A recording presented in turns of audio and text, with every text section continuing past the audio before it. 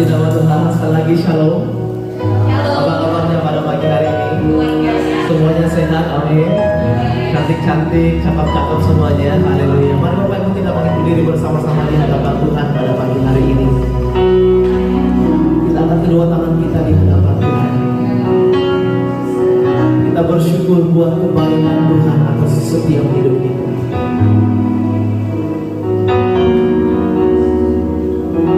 Sungguh Tuhan, tidak ada kata yang bisa kami ucapkan di hadapan Tuhan pada hari ini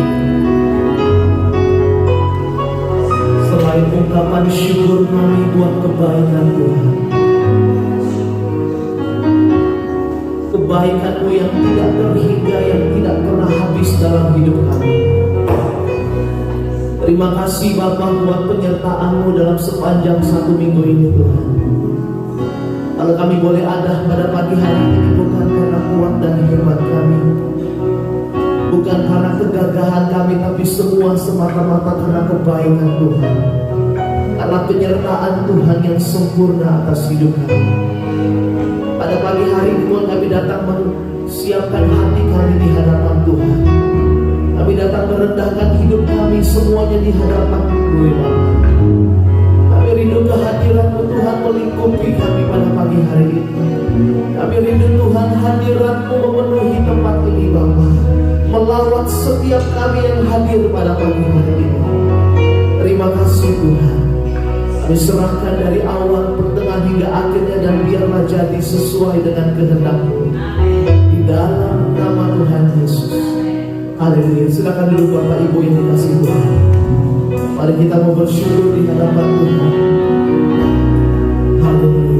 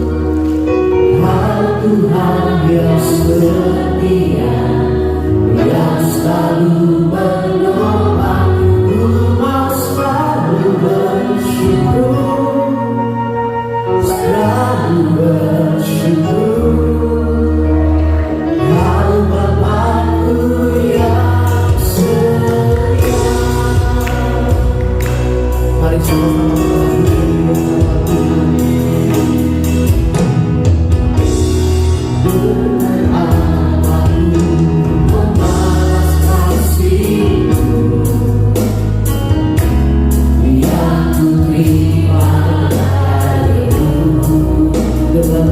apa Tuhan? Dengan aku membalas cintamu. Oh Yesusku, ku mau selalu bersyukur, selalu bersyukur. Kau Tuhan yang setia, yang selalu menemani. Ku mau selalu bersyukur, selalu bersyukur. Kau Bapa-Ku yang setia. Ku mau selalu bersyukur, selalu bersyukur.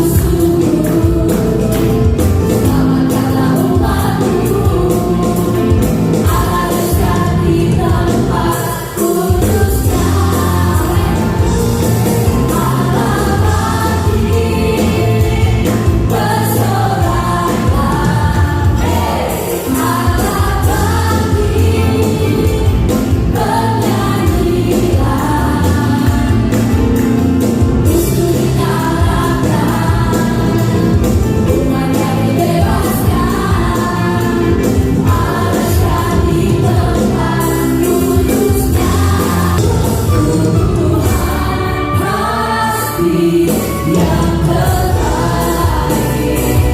Walau kadang dari mengerti, lewati cobaan, ku tetap percaya waktu Tuhan pasti yang terbaik.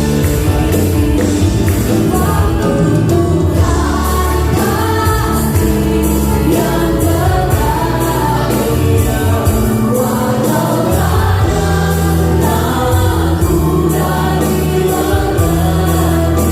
mengerti, lewati cobaan,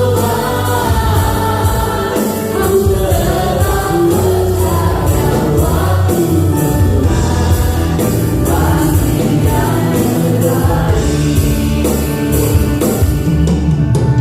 Hadapkan hidup kita di hadapan Tuhan. Tuhan mati buat kita sekalian.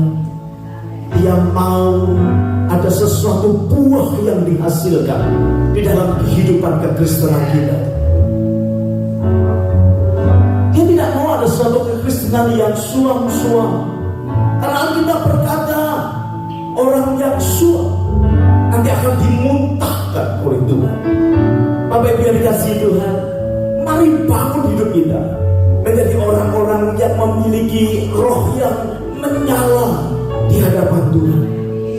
Izinkan Tuhan mulai membentuk bencana kehidupan kita. Taruh di dalam hati kita 100% mengutuk atau tidak sama sekali. Sebab dia tidak mau 50%, dia tidak mau 75% dari hidup kita. Bahkan dia tidak mau 99% dari hidup kita. Itu sebabnya ketika kita datang menyembah kepada Tuhan, izinkan Roh Kudus untuk mengajar kita surrender total, hidup kepada pimpinan dan rencana Tuhan di dalam kehidupan kita. Bapa Surgawi,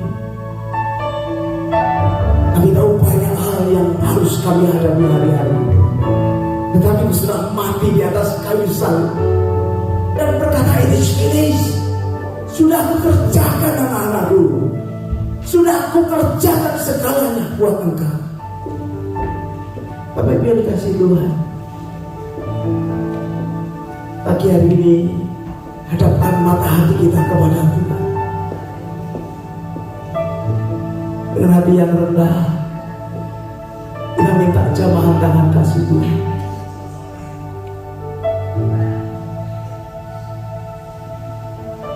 Sepanjang malam saya bermimpi, dan itu membuat saya bangun dan gelisah. Karena ada dua kata yang keluar di dalam mimpi itu, yaitu bodoh dan konyol. Apa yang kau kerjakan selama ini bodoh dan konyol. Saya susah hati. Pagi-pagi saya terbangun, saya susah hati. Apanya yang bodoh yang kita kerjakan? Apanya yang konyol yang kita rencanakan? Kemudian saya tertidur lagi. Ketika bangun pagi, still early morning, dapat mimpi lagi, kelanjutan dari mimpi sebelumnya yang membuat saya gelisah. Tetapi mimpi ini berubah total, karena cerita di dalam mimpi itu berubah total. Dari yang pertama, dari bodoh dan konyol, keluar kata sabar dan bijaksana. Saya terbangun dan saya tersenyum. Jadi rupanya apa yang kita kerjakan itu ada dua hal. Dalam ibadah kita, Tuhan sedang mengerjakan kesabaran kehidupan kita dan membuat kita menjadi orang-orang yang bijaksana. Adakah amin dengan saya?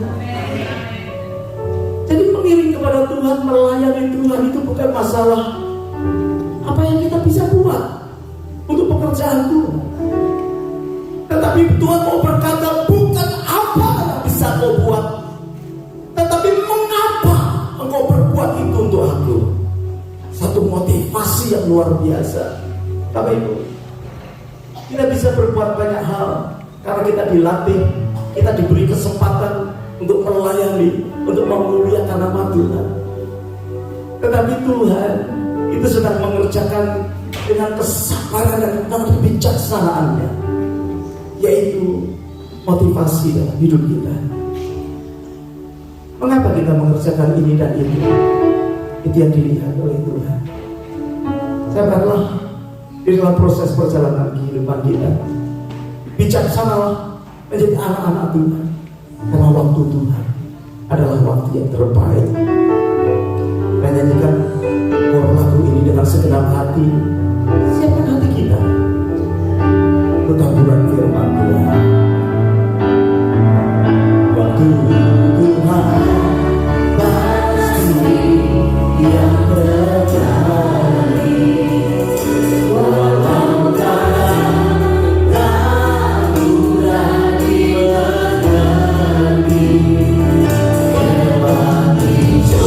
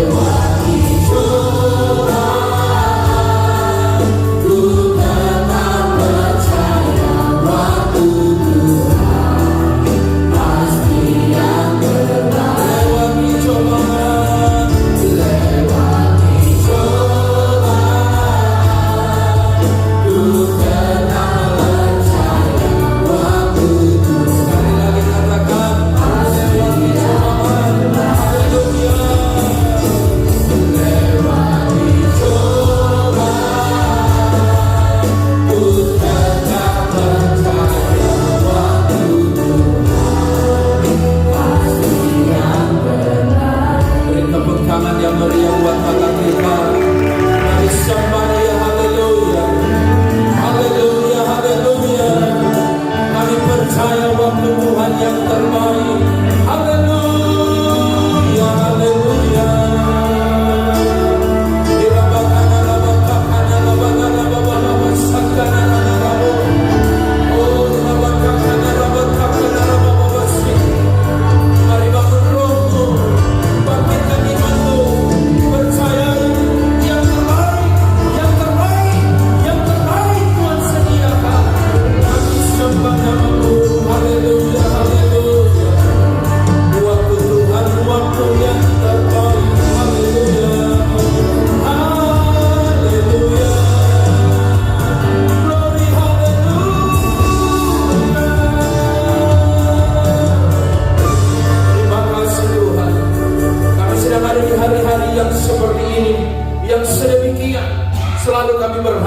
bersandar kepada apa yang Kau firmankan. Kami aminkan waktu Tuhan, waktu yang terbaik. Tidak ada satupun di bagian hidup kami yang kebetulan. Apapun yang kami alami, ada Tuhan di sana. Sehingga setiap hari semakin dikuatkan. Dan kami percaya Tuhan, mujizat-Mu, pertolongan-Mu, kasih-Mu nyata buat setiap hidup kami. Jika hari-hari ini kami sedang ada dalam keadaan lemah tubuh, ada yang sedang sakit, ada yang sedang mungkin dalam keadaan yang dia berdoa berharap pada Tuhan, kami pastikan rumah Tuhan rumah pemulihan, rumah Tuhan rumah mujizat. Ada hadirat Tuhan yang menyembuhkan, menjamah dalam nama Tuhan Yesus.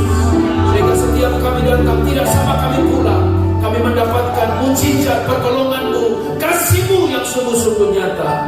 Terima kasih hadir-Mu di tengah-tengah kami. Biarlah manis mendengar setiap pujian pujian umat-Mu.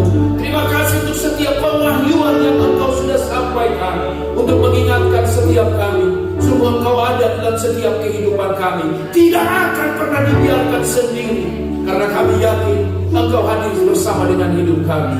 Terima kasih Bapa, kami siapkan hati kami untuk Tuhan bersabda, berfirman kepada kami, sampaikan isi hati-Mu. Sebab kami menyadari manusia tidak hanya hidup dengan roti nasi saja, tapi manusia juga hidup dari setiap firman Allah. Kami percaya firman itu maka memenuhi setiap kebutuhan rohani kami, sehingga kami akan melihat next level dari setiap apa yang kami alami, sehingga kami keluar dari tempat ini, kami menjadi umat-umat pemenang, bahkan lebih daripada pemenang untuk setiap keadaan hidup kami. Urapi hamba-Mu, urapi kami sekalian yang mendengar dan memberitakan, sama-sama diberkati oleh Tuhan. Terima kasih Bapa, dalam nama Tuhan Yesus Kristus kami siap mendengarkan Bapa bersabda. Semua kita yang percaya bersama katakan amin. Tepuk tangan yang meriah buat Tuhan kita yang luar biasa.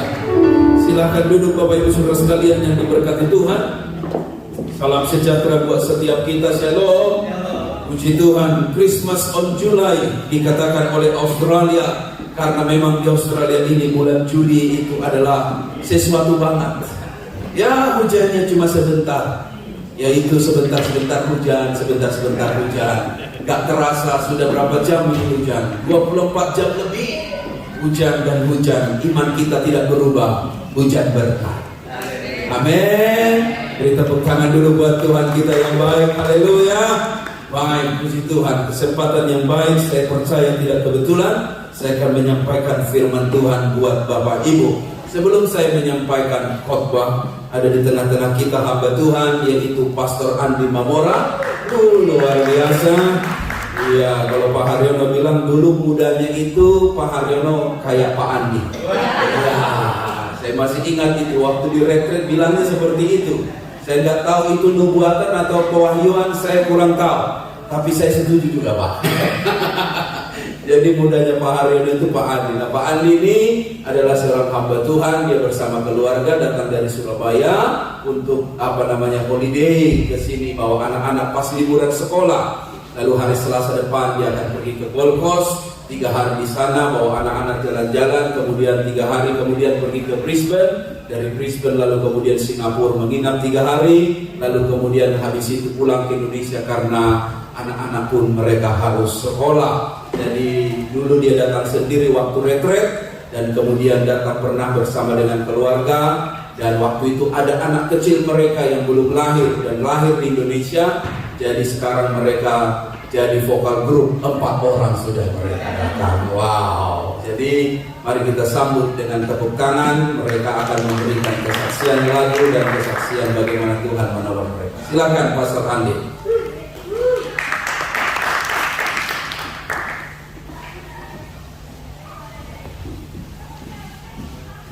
Shalom semua Bapak Ibu. Puji Tuhan, saya berada di tempat kembali tengah-tengah Bapak Ibu semua. Walaupun lagi masih di Indonesia masih masa pandemi COVID-nya lagi naik, tapi puji Tuhan, semua kemurahan Tuhan, dalam perlindungan Tuhan, kami sekeluarga semua boleh Tuhan lindungi sertai kami. Walaupun ada beberapa keluarga, rekan-rekan pendeta yang kami kenal dekat telah kembali pulang Bapak, tapi kami percaya waktu Tuhan adalah waktu yang terbaik untuk kita semuanya. Amin. Hari ini memang kami nggak ada persiapan apa-apa, terus nggak ada persiapan apa-apa, datang cuma ya pengen liburan karena 2 tahun sudah stay at home. Memang juga nggak kebetulan, maksudnya kami tidak ada rencana planning untuk ke Australia sebenarnya, karena pada waktu itu kami melihat di website kalau visa turis yang dalam 3 tahun itu tidak dipakai, ini kan dapat gratis, katanya free seperti itu. Jadi kami coba apply lewat agent dan terbukti memang gratis. Awalnya seperti itu. Jadi daripada sayang, ya udah kita perpanjang aja seperti itu. Nah, kebetulan dari istri keponakan memang dia sudah grade 12 ya, SMA 3 dan lulus. Nah, rencananya mau cari sekolah sebenarnya seperti itu. Awalnya seperti itu, dan dia mau coba ke Melbourne awalnya. Nah, akhirnya kita apply dulu, tapi akhirnya mereka gak jadi, mungkin ada planning yang lain di tahun depan. Nah, karena kita sudah keburu ngomong sama anak-anak, sudah janji sama anak-anak, jadi mereka sudah kapan ke Australia-nya. Sedangkan sisa kita juga nunggunya lama sekali sampai 2 bulan. Jadi waduh, kita juga kayaknya nggak mungkin berangkat deh, karena ada beberapa yang dari agent bilang sampai bisa 3 bulan. Aduh, gimana nih, padahal sudah janji sama anak-anak, dan anak-anak bilang kapan kita bisa ke Sydney, di tempat sini, ketemu di mana, bisa jalan-jalan. Tapi puji Tuhan ketika agent itu ngirim email dan bisa kita 2 bulan kurang, tiba-tiba keluar, wah kita loncat bersorak, wah, dan seketika itu juga kita langsung book tiket, karena pada waktu itu tiket juga udah melambung tinggi, dan nggak habis pikir dari Surabaya Sydney untuk saat ini bisa 20-an juta EP, 20-an juta. Bayangkan dari dari Surabaya ke Jakarta saja itu 15 juta, nggak masuk akal lagi, sudah saya nggak tahu tiket itu. Jadi puji Tuhan, memang waktu Tuhan yang terbaik.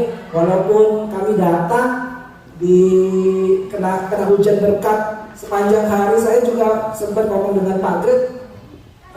Biasanya kalau di Indonesia hujan paling 2-3 jam, jarang sekali seharian, itu jarang sekali kan, 3 jam paling seperti itu. Di sini kita bangun tidur hujan, mau tidur juga hujan, jadi nggak bisa kemana-mana. Akhirnya kemarin juga ada Bondi Mall, cuma ya mall-mall sebenarnya kan mau sekalian jalan-jalan seperti itu. Tapi hari ini puji Tuhan, saya nggak khotbah, Pak Ajit yang khotbah. Saya hari ini mau anak kami Natasha. Saya belum kenalin keluarga.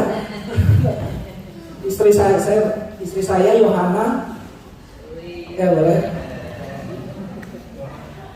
Ini anak kami yang pertama, perempuan, Natasha, yang akan nyanyi. Kalau Bapak Ibu pernah lihat di YouTube, ya kita bikin YouTube, nah anak kami nyanyi di YouTube. Terus adiknya namanya Hugo, yang paling kecil, umur 5 tahun, ini umur 9 tahun. Karena hari ini kami akan, khususnya anak kami akan nyanyi ciptaan saya ingin mengutip ayat firman Tuhan, boleh sama-sama kita buka di Mazmur 139 ayat yang ke-14,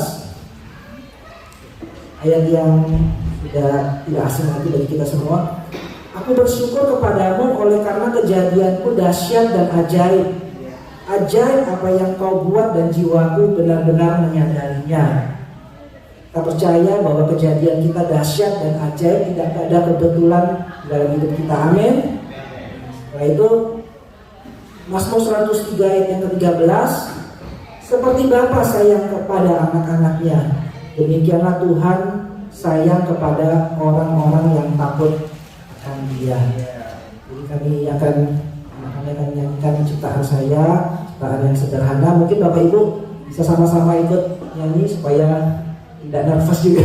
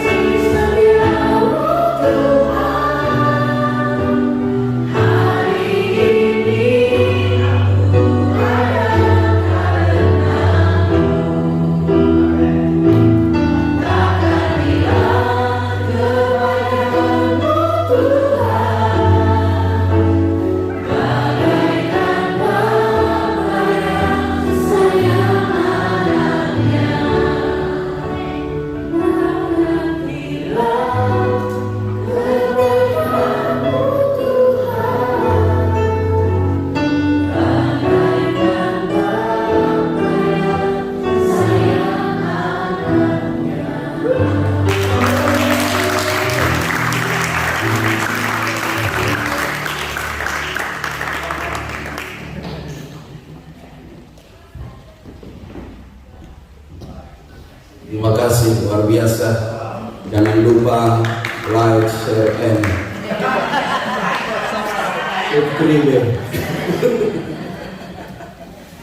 Iya, luar biasa anak kita bisa memuji Tuhan. Thank you, Tasya, suaranya hebat, luar biasa. Baik, mari kita melihat firman Tuhan. Saya akan menyampaikan dengan singkat kepada Bapak Ibu apa yang ada di hati saya, di hati Tuhan. Saya percaya yang akan menjadi renungan buat setiap kita. Update dari perkembangan terbaru Rusia dan Ukraina ternyata sudah memasuki 130 hari. Ada apa keadaan di sana? Terkejut kita dari perkembangan yang ada. Presiden Republik Indonesia punya cara pandang yang berbeda mengenai Ukraina dan Rusia. Mengapa saya sebut cara pandang berbeda? Di banyak dunia sedang orang matanya tertuju pada keadaan akibat daripada perang ini. Ternyata Presiden Jokowi memberanikan diri untuk berangkat dan menemui dua orang ini. Ini langkah-langkah yang sangat-sangat luar biasa. Makanya Deddy Siregar berkata, Deddy Siregar, bahwa ini presiden memang dikatakan gila tanda positif. Orang lagi konflik turun ke sana dan ingin mendamaikan keadaan dua negara ini yang akibatnya sangat-sangat parah. Bisa Bapak Ibu bayangkan, sebentar dia duduk bersama dengan Putin, sebentar kemudian duduk dia dengan Perdana Menteri Ukraina. Luar biasa. Rupanya pada Jokowi berbeda cara memandang sebuah konflik. Tidak hanya melihat lalu kemudian menggerutu dan memberi komen, tapi dia langsung terjun langsung. Bukan saja mengundang kedua negara ini hadir di G20, tapi juga ingin memberikan kontribusi. Hai teman, hai sahabat, lama kita berteman, di keadaan begini, kenapa kamu tidak berdamai? Seperti itu kira-kira. Cara pandangnya berbeda, membuat langkahnya pun amat strategis. Saya sangat percaya cara pandang itu sangat menentukan. Ketika Daud berkata seperti ini, aku senantiasa memandang kepada Tuhan, karena ia berdiri di sebelah kananku, aku tidak goyah. Daud bukan orang biasa. Saya tahu dia adalah orang yang diurapi Tuhan. Saya tahu dia punya kepakaran, kemampuan yang hebat. Tapi di balik semua predikat itu, sesungguhnya dia tidak layak, tidak umumnya seperti kita. Dia pun manusia yang syarat banyak dengan kekurangan. Yang pertama, dia cuma gembala ternak domba. Dia bukan seorang prajurit. Dia bukan pak putra mahkota seperti Salomo. Punya masa lalu yang kelam, yang sangat susah untuk dilupakan. Khususnya bagaimana kejatuhannya dengan membunuh Uria, lalu kemudian mengambil istrinya. Itu satu pasal yang bisa dikenakan berlapis untuk dinyatakan bahwa Daud, teganya engkau untuk membunuh suaminya, mengambil istrinya. Lebih lagi adalah ada konflik keluarga yang sangat komplikasi, di mana satu dengan yang lain anak-anaknya saling bunuh-membunuhan. Masih kita ingat salah satu anaknya bernama Absalom. Siapa ini anak? Anak yang sungguh-sungguh diidamkan, anak yang sungguh diharapkan. Ternyata dia membunuh Amnon, adiknya sendiri. Dan bukan saja itu, dia mau mengkudeta Daud supaya turun dari singgasananya. Bahkan lebih jahat lagi adalah dia meniduri istri-istrinya Daud. Karena dia sudah mendapatkan satu reputasi yang baik, pengakuan bahwa Absalom mencuri hati orang-orang Israel. Dengan demikian, dia berharap supaya Daud ayahnya jatuh dan dia yang langsung naik tahta. Saya tahu ini Bapak Ibu bukan mudah untuk dihadapi seorang Daud. Dia orang biasa ya, dia punya banyak pergumulan ya, dia punya banyak kelemahan ya, dia punya banyak segudang persoalan betul. Tapi ini menjadi kunci bagaimana dia bisa bertahan. Dia mengarahkan pandangannya bukan pada masalah, dia mengarahkan pandangannya bukan pada situasi, tapi dia mengarahkan pandangannya kepada Tuhan yang berdiri di sebelah kanannya, sehingga dia tidak goyah. Sekali lagi saya mau katakan kepada Bapak Ibu, cara pandang itu menentukan. Kalau kau lihat masalah, masalah jadi besar. Kalau kau lihat pergumulan, pergumulan bisa menguasaimu. Tapi kalau kau pandang kepada Tuhan, ada kekuatan yang baru. Katakan amin. Kalau kau melihat Tuhan, tidak melihat penyakitmu. Kalau kau berkata kepada penyakitmu, hai penyakit engkau kecil, Tuhanku jauh lebih besar, maka tidak akan ada satupun penyakit yang akan bisa mengalahkan imanmu. Sehingga apapun keadaan, engkau akan tetap berkata, hari Minggu aku ke gereja, walaupun aku sakit, aku berdoa dalam nama Yesus, Tuhan menolong. Dan ternyata bukti benar, ketika kita mengutamakan Tuhan, Tuhan pasti bertindak dan menyembuhkan kita. Kesaksian Ibu Yuli masih saya ingat. Dia positif COVID pada hari Jumat, harus pergi ke gereja hari Minggu. Dia berdoa lagi, masih positif. Hari Sabtu masih positif, doa lagi, masih positif. Pas mau hari Minggu, mau kebaktian, pagi-pagi cek lagi. Ternyata apa yang terjadi? Yang positif hasil COVID itu berubah jadi negatif. Dia bisa beribadah. Untuk saya bilang begini, bagi Tuhan tidak ada yang mustahil. Bapak Ibu, arah pandang kita sangat menentukan. Kamu lihat apa? Kamu lihat dengan cara pandang positif-positiflah yang datang. Kalau kau lihat cara pandang berkat-berkatlah yang datang.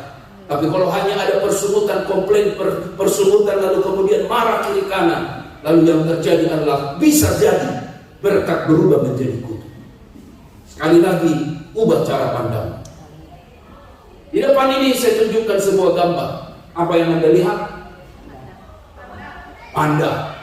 Ditunjukkan lagi gambar. Saya tidak lihat panda, Pak. Saya lihat yang lain, Pak. Apalagi yang Anda lihat? Oh, huruf rupanya coret-coret. Apa yang lagi Anda lihat? Oh, seperti yang kelihatan. Apa yang ada di sana? Lihat lagi. Oh, mulai agak jelas. Apa ternyata di sana? Rupanya adalah datang delivery Hungry Panda.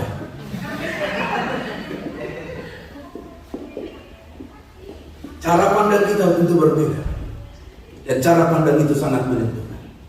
Apa yang Anda lihat di sana? Tulisan Jepang. Apa yang Anda lihat di sana? Balok-balok. Apa yang Anda lihat di sana? Jesus. Apa yang Anda lihat di sana? Warna merah. Ternyata yang ada tertulis di sana adalah apa? Bukan tulisan Korea. Sarangyeong, sarang tawon. Jesus, jangan lihat warna merahnya, lihat warna putihnya. Maka ada di sana. Cara pandang menentukan. Kalau positif, yang kita pandang positiflah. Kalau berkat, kita pandang berkatlah. Sehingga tidak ada satupun yang dapat mendistract iman kita. Untuk kita bilang, Tuhan, Engkau lebih dari segalanya. Apa yang Anda lihat?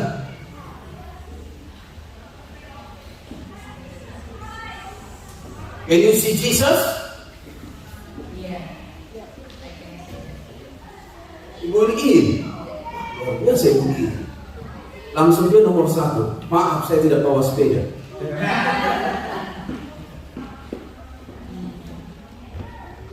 Siapa bisa lihat Yesus? Ya Yesus ya? Ya bukan tulisannya.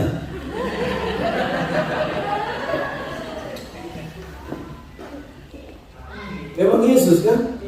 Ini matanya, hidung, mata, hidung. Apa yang Anda lihat menentukan berkat yang kita terima. Benar apa kata Raja Daud? Aku memandang kepada Tuhan. Karena Ia berdiri sebelah kananku, aku tidak akan goyah. Bagaimana Bartimeus memandang kepada Yesus, sehingga saat dia dihentikan, kenapa engkau berteriak? Dia bukan semakin mundur. Banyak orang menegurnya supaya ia diam, namun semakin keras dia berseru, Anak Daud, kasihanilah aku. Saya percaya sekalipun mata jasmaninya tidak dapat melihat, tapi mata imannya percaya dan melihat. Pribadi yang di depannya adalah menjadi jawaban bagi setiap kebutuhannya. Dan ternyata benar. Pulang dari perjumpaan itu, mata yang buta pun dicelikkan oleh Tuhan. Cara melihat itu bukan hanya dengan mata jasmani semata, tapi memiliki mata iman yang bisa percaya dan tahu bahwa Yesus adalah jawaban bagi setiap doa kita. Cerita tentang Kain dan Habel pun cara pandang yang tentunya kita tahu bersama. Dua-dua persembahan disampaikan. Saya sangat tahu Tuhan suka dengan persembahan. Tetapi Kain memandangnya berbeda. Hanya karena persembahannya ditolak, hatinya menjadi panas. Lalu kemudian datanglah firman Tuhan kepadanya. Mengapa hatimu panas dan mukamu muram? Ayat 7 menjadi penjelasannya. Apakah mukamu tidak akan berseri jika engkau berbuat baik? Tetapi jika engkau tidak berbuat baik, dosa sudah mengintip di depan pintu. Ia sangat menggoda engkau, tetapi engkau harus berkuasa atasnya. Saya tahu Kain membunuh Habel bukan karena takdir dan nasib, tapi Kain membunuh Habel adalah sebuah pilihan. Untuk dia bilang begini, adikku telah mencurangi aku, dan akhirnya dilenyapkanlah si Habel tersebut. Sekali lagi saya katakan Bapak Ibu, cara pandang kita menentukan apa yang akan terjadi di hidup kita. Ayat yang ke-9 menjadi bagian poin kita yang sangat menarik. Baca bersama 1, 2, 3. Sebab itu hatiku bersuka cita dan jiwaku bersorak-sorak, bahkan tubuhku akan diam dengan tentram. Ini satu ayat menguatkan kita untuk menjelaskan hatiku, jiwaku, tubuhku, bicara totalitas diri yang hendak memberikan satu poin penting buat kita. Poin apakah itu Pak Pendeta? Bahwa Tuhan sebagai jaminan yang pasti bagi setiap apapun yang kita alami. Jaminan yang pasti yang meliputi hati, meliputi jiwa, meliputi tubuh. Dalam bahasa Inggris disebut, and so I am thankful and glad and I feel completely secure. Bicara tentang keseluruhan merasa aman karena jaminan daripada Tuhan. Bapak Ibu, apa yang kita takutkan di dunia ini? Sederhana saja, kita bukan takut mati. Takut mati itu zaman cerita dulu. Yang paling kita takutkan itu adalah ini, yaitu masa depan. Kenapa kita takut masa depan? Jawabnya adalah karena masa depan itu misteri. Kita tidak tahu apa yang terjadi akan datang. Betul Bapak Ibu?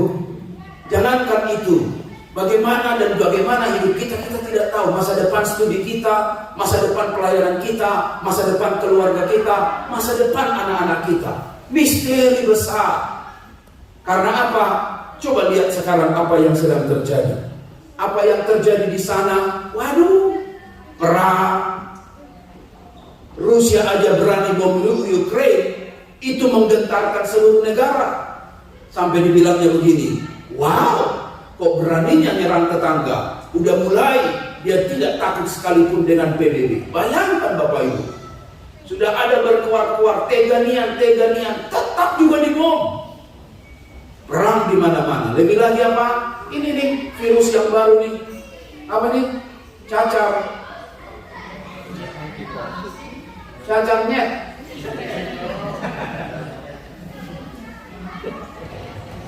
Cacar monyet. Delta belum selesai, Omicron belum selesai, muncul lagi ini. Sudah dikategorikan monkeypox, virus. Sudah terkategori virus. Belum lagi itu selesai, muncul krisis ekonomi. Apa itu? Sri Lanka bankrupt. Sedih luar biasa. Bankrupt Sri Lanka. Company bankrupt masih biasa. Dagangan bankrupt masih biasa. Tapi tidak tahukah Bapak Ibu, satu negara bankrupt, Sri Lanka. Kenapa mereka bankrupt Pak Pendeta? Saya baca analisa ekonomi, mereka tidak mampu membayar hutang. Bunganya tidak mampu dibayar. Dan bukan saja itu, bagaimana sekarang mereka mengharapkan perantau-perantau mereka mengirimkan uang dolar. Karena setiap negara sangat tergantung dengan nilai impor. Dan ketika mengharapkan barang dari luar negeri, mereka harus bayar dengan US dollar, mereka tidak ada US dollar. Dan dikatakan ada mungkin 5-9 negara lagi akan menuju kepada kehancuran. Bisa Bapak Ibu bayangkan? Bersyukur sedikit untuk Indonesia, karena mata dunia sekarang tertuju kepada Indonesia. Karena sekarang ini di zaman resesi ini, justru Indonesia mengekspor, namanya adalah bahagian bahan daripada mobil-mobil elektrik sekarang.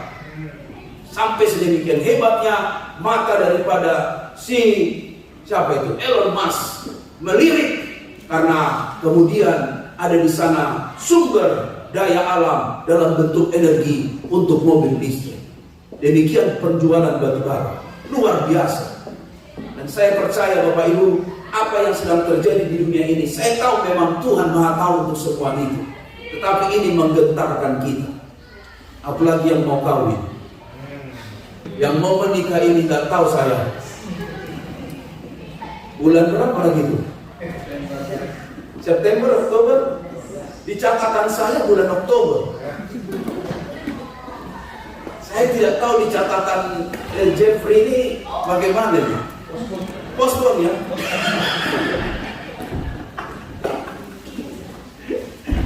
Kadang kita khawatirnya bukan main, mau gimana ini. Apalagi sekarang ini di Amerika, waduh masa depan bagaimana, dengan satu pertanyaan besar. Penggunaan senjata sekarang malah dilegalkan katanya. Jadi orang pergi ke toko ada senjata di belakang laras panjang, nggak apa-apa, I'm okay. Sekolah-sekolah bagaimana perang, bagaimana tembak-tembakan, wow. Lalu kemudian kita khawatir seperti apa ini sekarang. Saya berharap yang kasus tentang abortion itu bisa cepat selesai dan memang sudah diputuskan. 5 hakim pro life, 4 hakim pro dengan abortion. Lalu dinyatakan sekarang sudah tidak ada lagi hak untuk aborsi di Amerika. Tapi semua keluar protes. Wanita-wanita berkata, my body is my right. Di mana-mana sekarang masa depan menjadi sesuatu pertanyaan. Apalagi COVID ini belum selesai. Saya kemarin dicek, disuntik booster sama flu. Wow, saya bilang tolong disuntik dulu saya flu, saya bilang. Booster sekali karena mau pulang ke Indonesia. Karena di Indonesia itu biasa dibedakan mana yang double dose, mana yang sampai booster. Jadi saya bilang suntik dulu. Dia bilang excuse me, disuntik kiri, suntik kanan kata dia. Saya bilang tidak perlu, cukup 1 lubang. Why kata dia? Karena saya main badminton. Saya tidak mau nanti waktu nyemes sakit tangan saya. Jadi suntik saja di sini dua-duanya. Are you okay? Okay, saya bilang. Kalau tidak okay, KO. Akhirnya disuntiklah di sini. 1 hari agak lumayan berat. Kok bisa begini miring-miring jalan? Hari kedua mulai digerak-gerakkan, goyang-goyang. Udah, oke juga. Pegang mic tanpa mantap. Wah. Memang zaman ini begitu Bapak Ibu. Kita nggak tahu bagaimana pekerjaan sekarang. Masa depan kita bagaimana? Suramkah, penuh harapankah? Bahkan tidak sedikit orang bilang begini, sudah tidak ada masa depan. Tapi hari ini saya mau sampaikan firman buat Bapak Ibu, 1 ayat yang ini. Dibilang begini, sungguh masa depan itu ada. Karena masa depan ada dan harapanmu tidak akan hilang. Ini ayat yang harus Bapak Ibu pegang di semua keadaan yang Bapak Ibu alami. Bahwa sungguh dikatakan di sini, karena masa depan sungguh ada. Bukan pura-pura ada, bukan setengah ada, bukan blur, bukan bayang-bayang, bukan question mark. Ayat Alkitab bilang begini, sungguh ada. Semua katakan sungguh ada. Bagaimana kok Bapak bisa yakin masa depan sungguh ada? Bukan saya yang bilang. Saya percaya apa kata Alkitab, bahwa memang masa depan ada buat anak-anak kita. Masa depan ada buat kita. Masa depan ada buat ekonomi kita. Masa depan ada untuk kesehatan kita. Haleluya. Haleluya. kalaupun ada vonis yang mengatakan stadium 3, stadium 4, aminkan bagi Tuhan, tidak ada yang mustahil. Masa depan kita memang sungguh ada. Haleluya. Amin. Amin. Jangan sampai dikalahkan sekali lagi keadaanmu mengalahkan imanmu. Ingat kata Alkitab Ibrani berkata, kita memiliki kerajaan yang tidak akan tergoncangkan. Haleluya. Apapun yang menggoncangkan engkau, ingat baik bahwa kerajaan Tuhan dalam hidupmu tidak akan tergoncangkan. Sehingga kau tetap akan menghadap masa depan. Karena memang masa depan itu sungguh ada. Lalu kemudian muncul pertanyaan begini. Masa depan ini untuk siapa? Ayat sebelumnya mencatat dengan baik. Baca bersama-sama 1, 2, 3 ayat yang hebat ini. 1, 2, 3. Janganlah hatimu iri kepada orang-orang yang berdosa, tetapi takutlah akan Tuhan senantiasa. Kenapa dua ayat ini dikaitkan dengan masa depan? Saya sadar sesadar-sadarnya melalui sebuah penganalisaan dan pemikiran bahwa masa depan itu ada untuk orang-orang yang tidak iri hati. Betul, kita bisa belajar melihat dari kesuksesan orang lain. Tetapi sekali-kali jangan sampai racun virus iri hati ada di hidupmu, di hatimu. Karena itu yang membuat masa depanmu akan hilang. Olehnya Bapak Ibu, kalau Alkitab bilang begini, bersukacitalah dengan orang yang bersukacita, menangislah dengan orang yang menangis. Kalau bisa kita amalkan itu, saya yakin Bapak Ibu, tidak ada kecemburuan di hati ini, tidak ada dengki, tidak ada benci, tidak ada akan iri hati di hidup kita. Kita harus belajar senang di senangnya orang. Haleluya. Amin. Amin. Kita harus senang di senangnya orang. Katakan amin. Kalau teman kita dapat mobil baru, kita harus senang. Haleluya. Kok saya arahnya ke sini ya? Arahnya saya ke sini ya. Gak ke sini gitu loh. Kalau ini akan next year. Oh. Oh kalah. Tinggal ibu. Kita harus senang di senangnya orang. Katakan amin. Katakan amin. Jangan kita senang di susahnya orang. Ada banyak orang zaman sekarang kreatif tapi salah. Orang lagi menderita, dia senang, tepuk tangan, hore, syukurin, mampus, mati kau. Jangan begitu. Kita orang besar harus punya jiwa besar, big heart. Kita harus senang di senangnya orang. Amin. Amin. Kita senang dengan senangnya dapat rumah baru. Dengan dapat rumah baru dapat kue lapis. Sama apa itu onde-onde. Apa itu omol yang hijau itu? Lepon.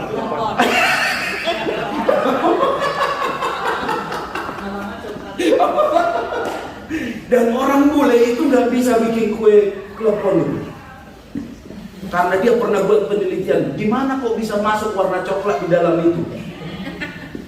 Hanya orang Jawa yang bisa bikin itu. Saya harus senang di senangnya orang. Jangan kita malah senang di susahnya orang. Itu orang yang belum bisa berjiwa besar.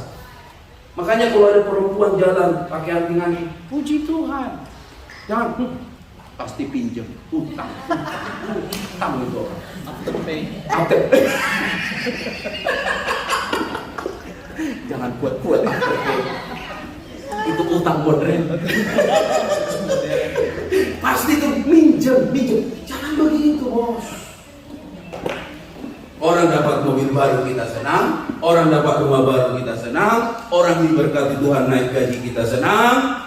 Gak perlu gosip-gosip. Oh, gua tahu mah dia siapa, gua tahu mah keluarganya, dia kan belum utangnya belum bayar ke gua. Gak usah. Naif, tapi memang ada orang mau cakap menjelek-jelekan orang. Orang mau naik minjam orang. Itu memang ada, tapi nggak ada di sini. Kita harus menjadi orang-orang yang merdeka. Haleluya. Kita harus menjadi orang-orang yang berjiwa besar. Kalau mungkin saya masih naik mobil yang lama, dia naik mobil yang baru. Puji Tuhan. Walaupun klaksonnya lebih besar, kaget kita. Buset. Sementara mobil lama kita klaksonnya, nggak nyaris, nggak terdengar. Nah, Daud itu hebatnya di sini. Dia itu bisa bangga dengan orang lain. Tapi kelemahan Raja Saul adalah dia itu iri hati. Ayat quote ini sangat-sangat benar. Anda tidak benar-benar bahagia selama di dalam hati masih menyimpan apa? Iri, dengki terhadap nikmat yang ada pada orang lain. Anda tidak benar-benar bahagia. Kebahagiaanmu itu hanya kebahagiaan yang ngenyek, mentertawakan, dan merasa kau tidak mau disaingi oleh orang lain. Tapi kalau kau bisa bahagia dengan kebahagiaan orang lain, saya harus katakan itu kebahagiaan yang sungguh-sungguh ada dalam Tuhan. Amin, amin, amin. Dan jiwa itu harus ada. Makanya Pak Haryono selalu ingatkan kita, Pak Gret, Pak Iwan, kita tidak boleh ada spirit bersaing ya. Kalau spirit bersaing itu ada, akhirnya ada yang nomor 1, ada yang nomor 2. Tapi Pak Haryono selalu ingatkan kita, di sisi-sisi kami punya pembicaraan yang beberapa, tidak ada boleh ada spirit bersaing. Dan termasuk kepada adik-adik yang pastor-pastor muda, tidak boleh ada spirit bersaing. Kita harus bangga dengan bangganya orang. Kita harus senang di senangnya orang. Kita harus bersukacita di sukacitanya orang. Supaya masa depan itu ada. Kita beri tepuk tangan dulu buat Tuhan kita. Ayat ini bilang begini, baca sama-sama. Mendengar itu 1, 2, 3. Mendengar itu Saul menjadi sangat marah. Setiap berpikirnya Daud dianggap telah menewaskan berpuluh-puluh ribu, sedangkan aku hanya beribu-ribu saja. Sebentar lagi tentulah ia dijadikan raja oleh mereka. Sejak hari itu apa? Spirit ini bahaya. Sehingga benar risau akhir masa depan Raja Saul tidak ada. Terbukti bukan cuma ngomong bohong itu ayat. Sebab masa depan sungguh ada bagi orang yang bersyukur. Dan yang kedua, sebab masa depan sungguh ada pada orang yang takut akan Tuhan.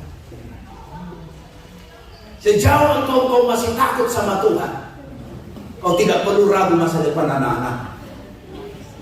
Selagi yang kau kerjakan itu adalah hasil dari takut akan Tuhan, kau tidak perlu ragu akan masa depan. Bukankah Alkitab yang menjamin itu, anak cucu orang benar itu tidak akan pernah dibiarkan meminta-minta? Haleluya. Kenapa dikatakan anak cucu orang benar? Itu sudah bicara tentang generation to generation. Gak perlu kau takut, gak perlu kau ragu. Karena hidupmu takut akan Tuhan. Itu kok rahasianya. Makanya ibu-ibu gak perlu harus cek handphone suamimu. Amin, istri-istri. Gak perlu. Ngapain? Capek. Apalagi dia bohongin saya, nomor PIN ATM aja gak dikasih tahu. Ngapain? Lebay amat. Berdoalah supaya kau punya suami takut akan Tuhan. Bukan takut sama mertua, apalagi takut sama istri. Akhirnya DKI di bawah apa?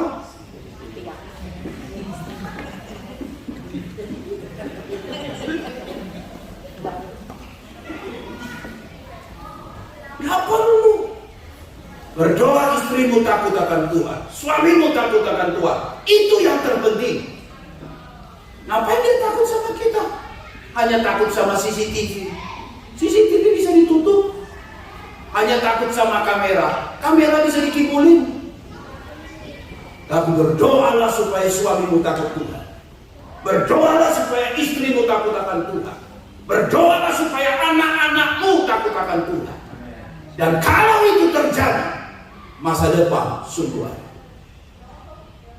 Sudah dibuktikan oleh ayat kita bahwa orang yang takut akan Tuhan itu seperti pohon yang seperti ali yang ditanam di tepi aliran air, yang dia akan berbuah pada musimnya, tidak layu daunnya.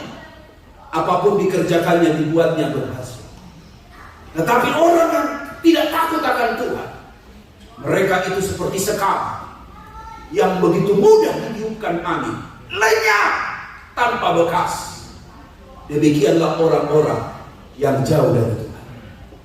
Olehnya hari yang indah ini Bapak Ibu, nasihat khotbah ini sekaligus mengingatkan semua kita, mari kita takut akan Tuhan. Orang takut akan Tuhan pasti gak banyak persoalan tentang perpuluhan. Baru 3 orang. Orang takut sama Tuhan pasti gak persoalan perpuluhan. 5 orang.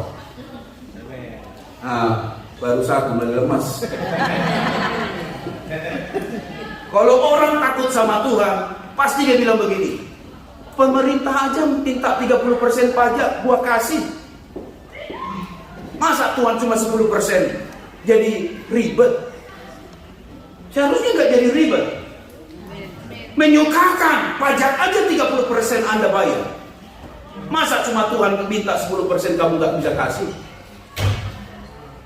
Cuma masalahnya ini, Anda tidak takut Tuhan. Simpel kok. Setiap kita kan minimal gaji 1.000 seminggu. Masa nggak bisa kasih persepuluhan 100 tiap minggu? Tapi Anda bilang, Tuhan aku mau mati untuk Engkau. Aku mencintaimu segala-galanya. Untung Tuhan gak bilang gini, pret. Bohong besar lo. Anda kan gak takut sama Tuhan. Kasih perpuluhan pun gak pernah mau.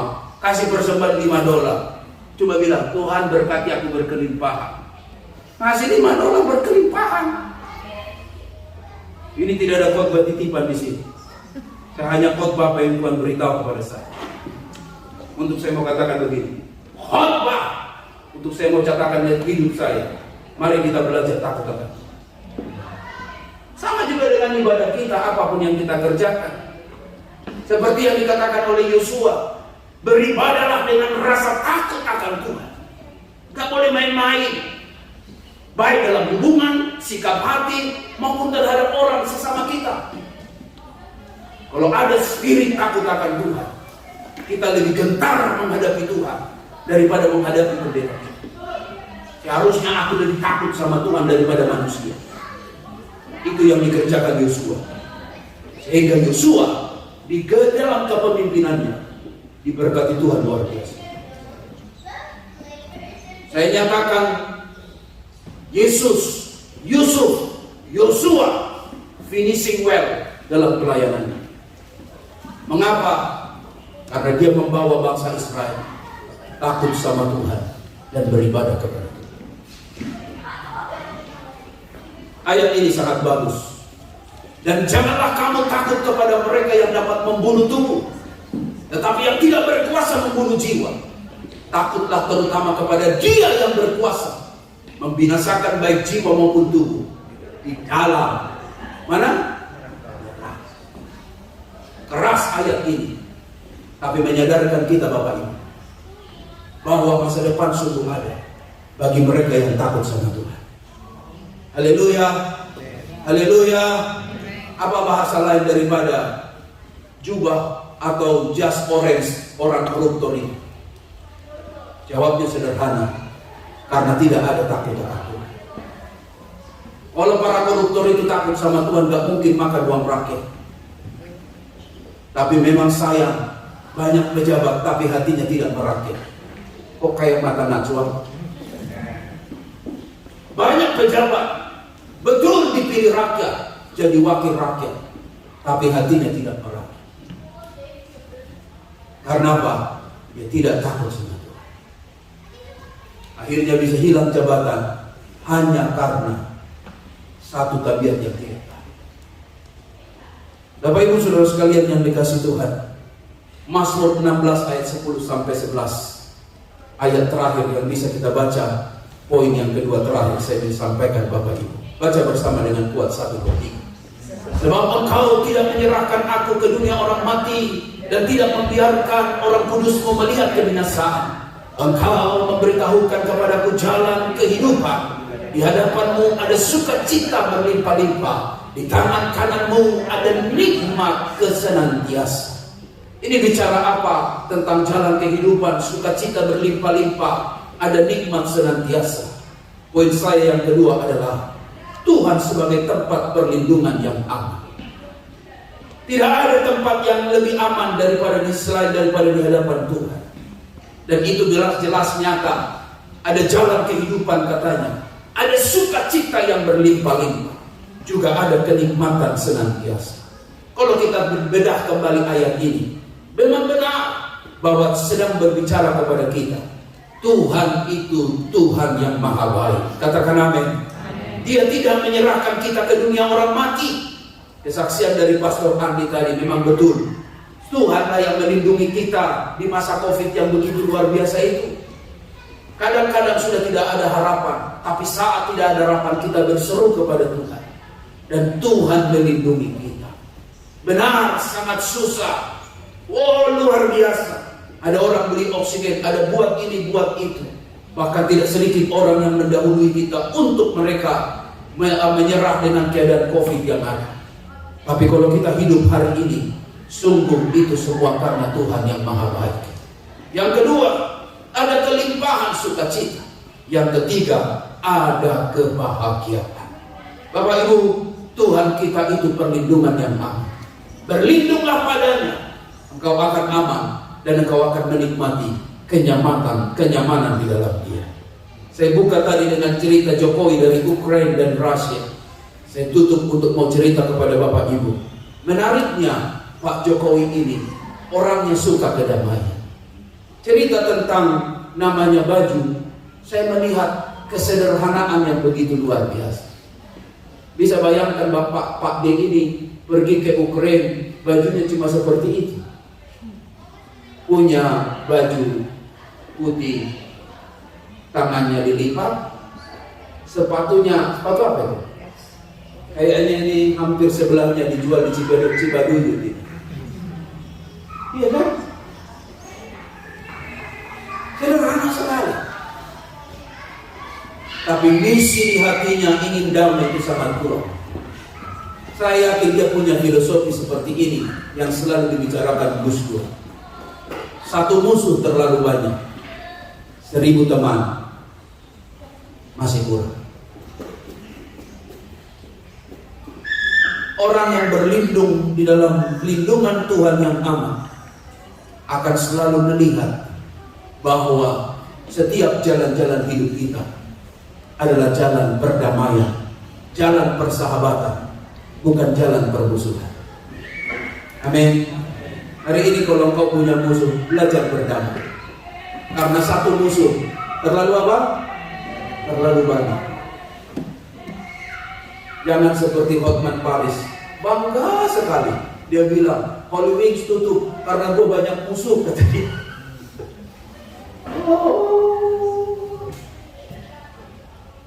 Saya mau katakan pada Bapak Ibu, satu musuh terlalu banyak, 1000 teman masih kurang. Bicara Golgota, bicara apa yang Kristus kerjakan melalui misi perdamaian. Baca ayat ini dengan baik, 1, 2, 3. Kristus Yesus telah ditentukan Allah menjadi jalan pendamaian karena iman dalam darahnya. Luar biasa. Bapak Ibu, hari ini perjamuan kudus sedang bicara kepada kita. Apa yang dibuat, darahnya dicurahkan, tubuhnya dihancurkan, hanya supaya hubungan kita dengan Tuhan diperdamaikan. Dengan beresnya hubungan kita bisa berdamai dengan sesama kita. Percayailah, Tuhan itu Tuhan rindu supaya kita menjadi anak-anak damai. Karena anak-anak Allah itu adalah selalu menjadi juru damai dimanapun dia berada. Sekali lagi ayat ini baca dengan keras sebagai penutup, sebagai arahan buat kita. Pandanglah kepada Tuhan, pandanglah kepada salib. Di sana ada masa depan, di sana ada kekuatan. Baca kuat 1, 2, 3. Aku senantiasa memandang kepada Tuhan, karena Ia berdiri di sebelah kananku. Aku tidak akan. Mari kita tepuk tangan, bangkit berdiri di hadapan Tuhan. Kita siapkan perjamuan kudus, perjamuan Tuhan hari ini, dan biar mata hati kita terpanggil bersama memandang kepada Tuhan, memandang kepada salib. Ya Tuhan yang peduli, ya Tuhan yang mengasihi, perlindungan yang aman, nyaman ada di dalam Dia. Haleluya, haleluya. Dengan darahmu kau tebus dosaku, dengan nyawamu kau tukar diri. Panggil nama Yesus. Yesus adalah Raja Damai, supaya kita hidup di dalamnya. Nyanyi pujian ini sebagai persiapan untuk kita perjamuan kudus. Mari Pak Haryono, dengan darahmu Kau tebus dosaku, dengan nyawamu Kau tukar hidupku. Ini aku sepenuhnya milikmu.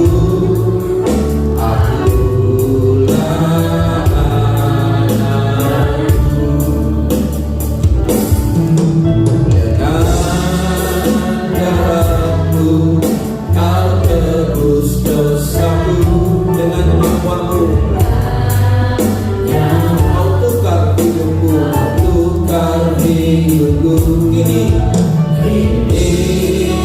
aku sepenuhnya milik. Akulah anak. Panggil nama Yesus, Yesus, Yesus, Yesus, Yesus, ku berseru.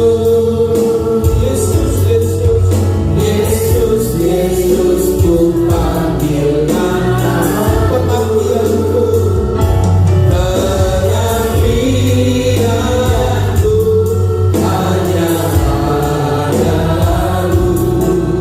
Yesus, Yesus, Engkau namaku. Apa yang dikerjakan Tuhan Yesus sungguh serius. Dia memandang kepada setiap umatnya supaya umatnya bisa berharap kepada Dia. Amin. Karena dalam Dia ada jaminan kehidupan. Tidak ada yang lain kecuali kita tahu bahwa hidup kita ini dijamin oleh Tuhan. Bapak Ibu, Alkitab berkata yang akhir itu pasti lebih baik daripada yang awal.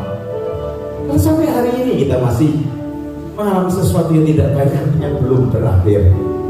Tapi kita memandang kepada Tuhan, karena Dia memberikan jaminan yang pasti dalam kehidupan kita. Katakan bersama saya, jaminan.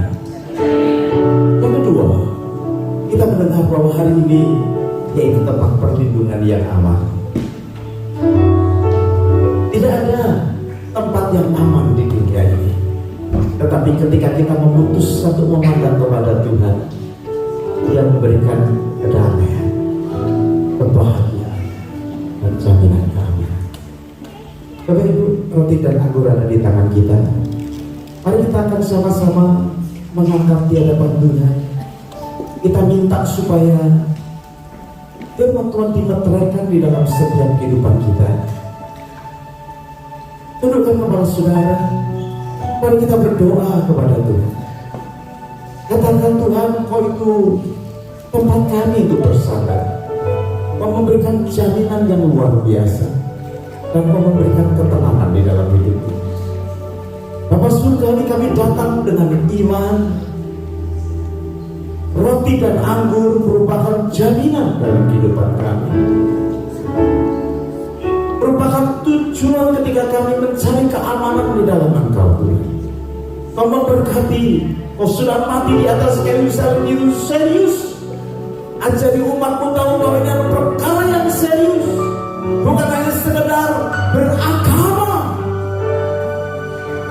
Memang baik kami mengikuti akan aturan-aturan agama, baik kami mengikuti akan aturan-aturan gereja, tapi lebih daripada itu,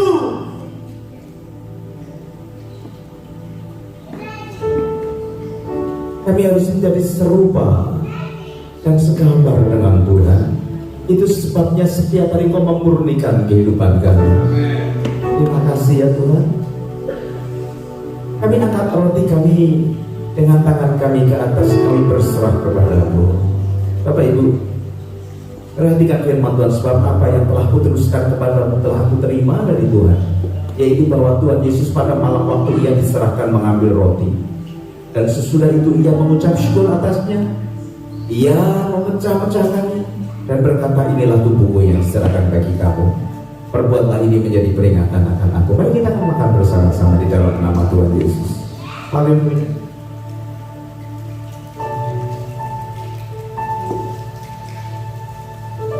Terima kasih Tuhan.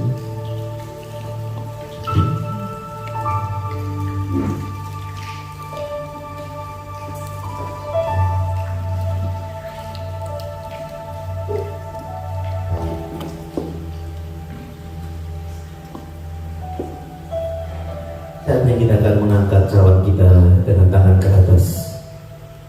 Demikian juga Ia mengambil cawan sesudah makan lalu berkata, cawan ini adalah perjanjian baru yang dimeteraikan oleh darahku. Perbuatlah ini setiap kali kamu meminumnya, jadi peringatan akan aku. Ini Bapak Ibu, kita akan minum bersama-sama di dalam nama Tuhan Yesus.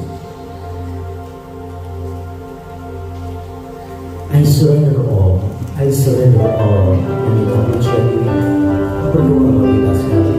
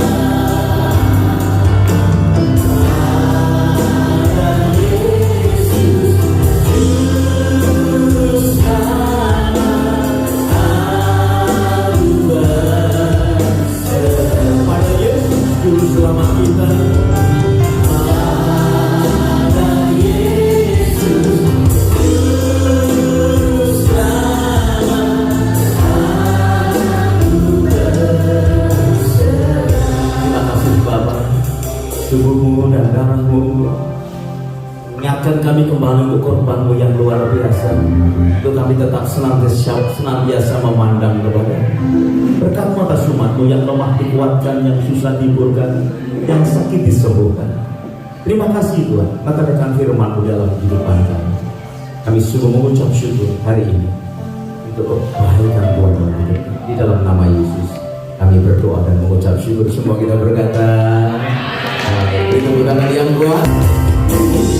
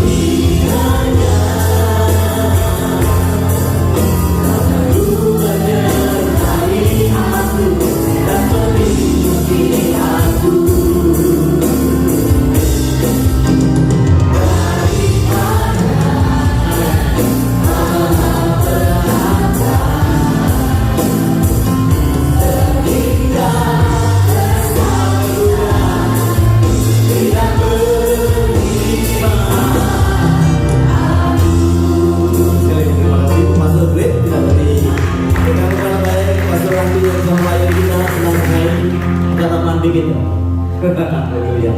Bapak Ibu, sebelum kita selesai, minggu ini akan menjadi minggu yang cukup busy buat pastoral. Karena start hari Rabu nanti, Rabu, Kamis, Jumat, kami ada conference untuk Foursquare ini tahunan. Dan semua pastoral komplit akan mengikutinya. Kemudian selesai Jumat, pastor kita ada interim baru, yaitu pastor Hani, ya Hani yang menjadi interim di House of Sacrifice, ya. Kita sudah lama dipanggil Tuhan, tapi baru dijawab, ya. Jadi apa namanya, akhirnya studi teologi untuk melengkapi pelayanan di House of Sacrifice. Ada satu pastor interim lagi yang baru dari Hobart, Tasmania. Itu Pastor Didi Setiawan. Nanti juga akan datang untuk reach out jemaat di daerah Hobart, Tasmania, ya. Kemudian Pastor Doni, ya. Pastor Doni dan Pastor Villa akan diordin untuk menjadi ordin pastor juga, ya. Jadi Rabu, Kamis, Jumat akan menjadi waktu yang sibuk buat kita sekali. Doakan ya supaya diberi kesehatan. Kemudian Sabtunya kita ada 28 orang pergi ke Melbourne, ya. Jadi kita memang dulu setiap tahun kita diberi kesempatan untuk melayani jemaat ini. Kita bagi hidup, bagi pelayanan. Mereka begitu mempercayai pelayanan kita sehingga kali ini kita kolaborasi dengan mereka. Artinya setiap ministry bergabung dengan mereka. Doakan kami, ada yang pakai pesawat itu 15 orang, kemudian yang pakai jalan darat 13 orang, ya. Jadi apa namanya, doakan supaya semua dalam keadaan baik. Biasanya kalau kita pergi keluar kota, pulangnya ada yang kena COVID. Doakan ini, dalam nama Yesus tidak ada, ya. Aduh, saya kalau lihat airport itu setiap hari saya ke airport paling tidak 3-4 kali, bukan karena kerajinan, saudara, karena memang memantau. Doakan karena ada anak-anak yang berangkat. Untuk itu, besok minggu tidak ada kebaktian di tempat ini. Saudara kalau mau mengikuti secara Facebook jam 10 pagi pakai Nur Aini, atau saudara jam 10 pagi rame-rame ke pesawat. Kita udah pindah minggu depan ke Satu Ko. Minggu depan pesawat juga nggak dipakai, saudara, pakai Satu Ko katanya.